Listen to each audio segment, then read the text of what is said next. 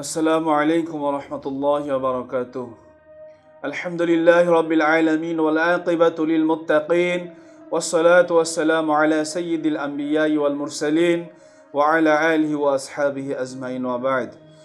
أعوذ بالله من الشيطان الرجيم. بسم الله الرحمن الرحيم. وإذ واعدنا موسى 40 ليلة ثم اتخذتم العجل من بعده وأنتم ظالمون ثم عفونا عنكم من بعد ذلك لعلكم تشكرون. وإذ آتينا موسى الكتاب والفرقان لعلكم تهتدون. وإذ قال موسى لقومه يا قوم إنكم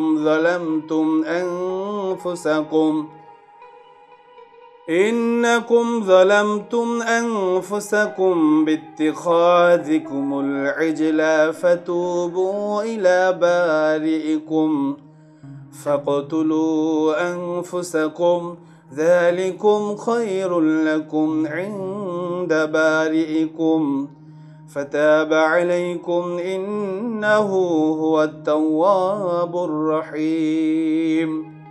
সূরাতুল বাকারা 51 থেকে 54 নম্বর আয়াত পর্যন্ত আল্লাহ রাব্বুল আলামিন ইরশাদ ফরমান, আর যখন আমি মূসাকে ওয়াদা দিলাম 40 রাত্রির, অতঃপর তোমরা বাসুরকে গ্রহণ করলে, এরপর এই ঘটনার পর ওয়া আনতুম যালিমুন, আর তোমরা ছিলে জালিম।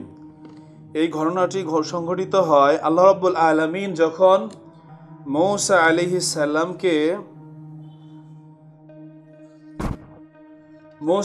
সালামকে ফেরাউনের কবল থেকে তার অনুসারী সহ এই যে সাগর থেকে নীল নদ থেকে যে আল্লাহ তাআলা তাকে মুক্ত করেন, এই ঘটনাটি সংঘটিত হয় তারপরে যখন তারা সিনা উপত্যকায় অবস্থান করেন। তো আল্লাহ রাব্বুল আলামিন মূসা আলাইহিস সালামকে কিতাব দেওয়ার জন্য তুর পাহাড়ে ডেকে নেন। তো 40 রাতের ওয়াদা করেন। তো এর মধ্যে বনি ইসরাইল কি করে, তারা বাসুরকে উপাস্য রূপে গ্রহণ করে। নাউযুবিল্লাহি মিন যালিক। এই সামান্য সময়ের মধ্যেই মানুষ কতটা বাস্তববাদী যে সামান্য সময়ের মধ্যে মাত্র 40 দিন, এরপরেও তাদের মাঝে হারুন আলাইহিস সালাম উপস্থিত ছিলেন। মূসা আলাইহিস সালাম যখন 40 দিনের জন্য তুর পাহাড়ে চলে আসেন, তখন এই বনি ইসরাইল বাসুরকে উপাস্য হিসেবে গ্রহণ করে। তো তাদের মধ্যে এক ব্যক্তি ছিল সামেরি, সে এই বাসুরকে উপাস্য হিসেবে গ্রহণ করার জন্য তাদেরকে উৎসাহিত করে। ঘটনাটি এরকম যে সে সবাইকে আহ্বান করে এবং স্বর্ণ, যাদের কাছে স্বর্ণ ছিল, এই স্বর্ণ আগুনের মধ্যে নিক্ষেপ করার জন্য বলে। আর তার কাছে মাটি ছিল হযরত জিবরাইল আলাইহিস সালামের ঘোড়ার পায়ের যে খুরের মাটি, সেটা তার সংগ্রহে ছিল। সেটা সেখানে নিক্ষেপ করার ফলে এই যেটা বাসুরের যে মূর্তি, এটা হাম্বা হাম্বা করতে থাকে। আর তখন বনি ইসরাইল তাকে ওই বাসুরকে উপাস্য হিসেবে গ্রহণ করে। তো বর্তমানেও আজকে নামধারী অনেক মুসলমান তারা মনে করে যে শুধু মূর্তি পূজাটাই মনে হয় শিরক, অথচ তারা একই কাজ মাজারে গিয়ে করতেছে, তাদের কাছে যাচ্ছে, সেখানে সিজদা করতেছে এবং তাদের কাছে সাহায্য প্রার্থনা করতেছে, নিজেদের প্রয়োজন সেখানে যাচ্ছে। তো এই সবগুলোই কি শিরকের অন্তর্ভুক্ত।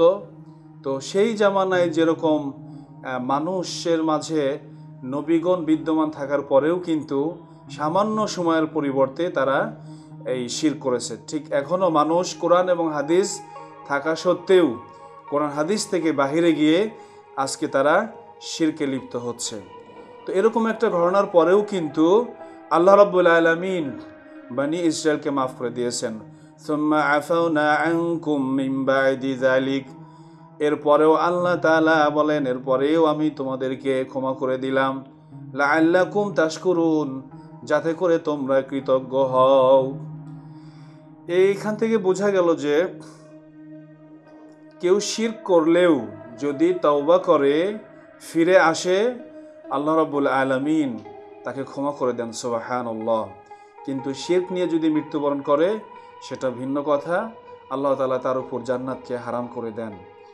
অতএব যারা আজ কোরআন হাদিস এর নির্দেশনার বাহিরে গিয়ে আল্লাহর সাথে শিরক করছে, তাদের উচিত হবে জীবদ্দশায় তওবা করে নেওয়া। আজ মানুষ মনে করে যে শুধু বিধর্মীরা যারা আগুনের পূজা করে, মূর্তির পূজা করে, এরাই মনে হয় শিরক করে, আমরা মুসলমান, আমাদের মনে হয় শিরক নাই। কিন্তু বাস্তবতা হলো আজকে মানুষকে বিধানদাতা হিসেবে গ্রহণ করেছে, তাদেরকে হুকুমদাতা হিসেবে গ্রহণ করে শিরক করছে, তাদেরকে আল্লাহ তাআলার যে কাজ সেই কাজ তাদের উপর ন্যস্ত করে তারা আজকে শিরকে লিপ্ত হচ্ছে। তো তারা যদি তওবা না করে চিরস্থায়ীভাবেই জাহান্নামে প্রবেশ করবে, যদিও তারা মুসলিমের ঘরে জন্মগ্রহণ করে। অতএব আমাদের উচিত হলো কোরআন এবং সুন্নাহকে আঁকড়ে ধরে মৃত্যুর পূর্বেই তওবা করে নেওয়া। ওয়াইয আতাইনা মূসাল কিতাবা ওয়াল ফুরকানা, আর আমি মূসাকে দান করেছি কিতাব এবং ফুরকান, লাআল্লাকুম তাহতাদুন, যাতে করে তোমরা হেদায়েত পেতে পারো, দিক নির্দেশনা পেতে পারো। এখানে আল্লাহ রাব্বুল আলামিন মূসা আলাইহিস সালামকে যে তাওরাত দিয়েছিলেন সেই কথা বলতেছেন। ফুরকান বলতে এখানে কেউ কেউ বলছেন তাওরাত, কেউ কেউ বলছেন ফুরকান বলতে মূসা আলাইহিস সালামকে আল্লাহ তাআলা যে মুজিজা দিয়েছেন সেই মুজিজাকে বোঝানো হয়েছে। وَإِذْ قَالَ مُوسَى لِقَوْمِهِ يَا قَوْمِ إِنَّكُمْ ظَلَمْتُمْ أَنفُسَكُمْ بِاتِّخَاذِكُمُ الْعِجْلَ, আর যখন মূসা আলাইহিস সালাম তার কওমকে বললেন, হে আমার কওম, নিশ্চয় তোমরা নিজেদের প্রতি জুলুম করেছো বাসুরকে উপাস্য হিসেবে গ্রহণ করে।